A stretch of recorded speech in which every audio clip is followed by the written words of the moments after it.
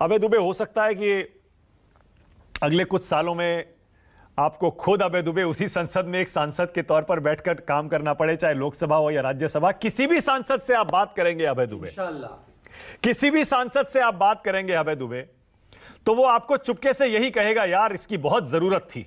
पुरानी संसद में ना जगह है, ना फैसिलिटीज हैं, ना इंफ्रास्ट्रक्चर है, ये पुराना हो गया था। हमारी शान का, मान का, विरासत का सम्मान है, लेकिन हमें नई संसद चाहिए। ऐसे में जब सारे सांसद ये कहते हैं कि इसकी जरूरत है अभय दुबे, तो कांग्रेस क्यों विरोध कर रही है?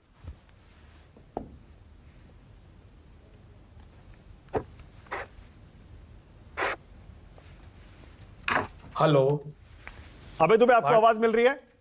हाँ, अब मिल रही है। हाँ, बोलिए बोलिए। मानक जी, जब इस संसद का निर्माण कार्य प्रारंभ हो रहा था, तब समाचार पत्रों में ये सुर्खियां थी कि पुरानी संसद म्यूजियम के रूप में तब्दील कर दी जाएगी। और अभी आपने पुरानी संसद की विरासत के संदर्भ का जिक्र किया, तो विश्व की सबसे गौरवशाली और वैभवशाली प्रजातंत्री विरासत हमारी है भारत की। वो सिर्फ 20,000 करोड़ रुपए के ऐश्वर्य के आडंबर से नहीं एक निर्माण के सेंट्रल विस्टा। वो किस लिए थी? वो इसलिए थी कि हमारा जो 15वीं लोकसभा के आते आते तक 70% बिल पार्लियामेंट्री स्क्रूटनी के लिए जाते थे। उसको कहते थे मिनी पार्लियामेंट। उदाहरण के लिए जैसे हमारा जो स्ट्रीट वेंडर्स एक्ट था, वो पार्लियामेंट्री कमेटी ने उसको स्ट्रीट वेंडर्स से जाकर डिस्कस किया, एनजीओ से जाकर डिस्कस किया। जैसे सरोगेसी बिल अभी इनके समय आया था, उसमें डॉक्टर से बात की, नेशनल विमेन कमीशन के लोगों से इंटरेक्ट किया। वो 70% से गिरकर मोदी सरकार के कार्यकाल में 11% पर आ गया। पब्लिक कंसल्टेशन की एक प्रोसेस थी कि आपको अनिवार्य था कि जनता की उनके देखने के लिए, उनके कंसल्टेशन के लिए पहले पब्लिक डोमेन में वो कानून डालने पड़ते थे।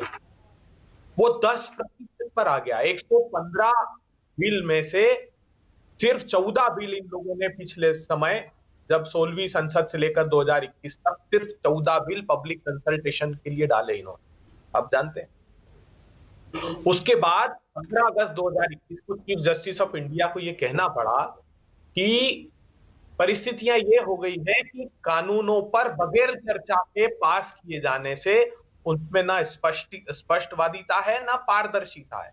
और उन्होंने ट्रिब्यूनल रिफॉर्म बिल को कहा कि जिस प्रकार अध्यादेश अवैधानिक था, उसी प्रकार ये प्रतीत होता है कि बगैर चर्चा के बिल को भी पास कराना देश के लिए भारी पड़ेगा। एक अध्यादेश की स्थिति विकसित हो गई इस दौरान।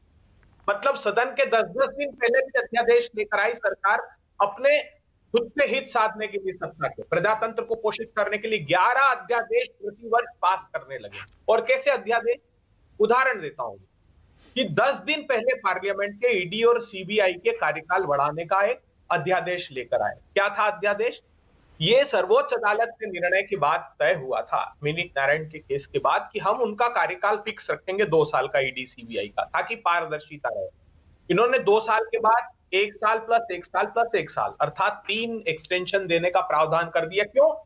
क्योंकि अगर नियमित कार्यकाल की बात होती तो नेता प्रतिपक्ष का इन्वॉल्वमेंट उसमें होता, उसके कंसल्टेशन के साथ होता।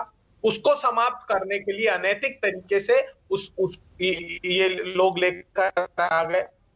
किसानों के खिलाफ अध्यादेश लेकर आए। जब ये कहते ना, पूत के पांव पालने में दिख जाते। प्रधानमंत्री जी आए और दोनों दलों ने, कांग्रेस और भाजपा ने मिल करके किसानों के जमीन के अधिकार का एक कानून, एक तो 10 दशक के बाद, राहुल जी की पदयात्रा के बाद निर्धारित किया था, और दोनों राजनीतिक दल सहमत थे।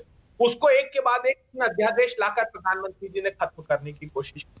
आपदा में अवसर, आखिरी बात कहता हूं, आपदा में अवसर ढूंढिए, प्रधानमंत्री जी ने कहा। उस समय किसानों के खिलाफ 3 काले कानून लेकर आए 5 जून 2020 को।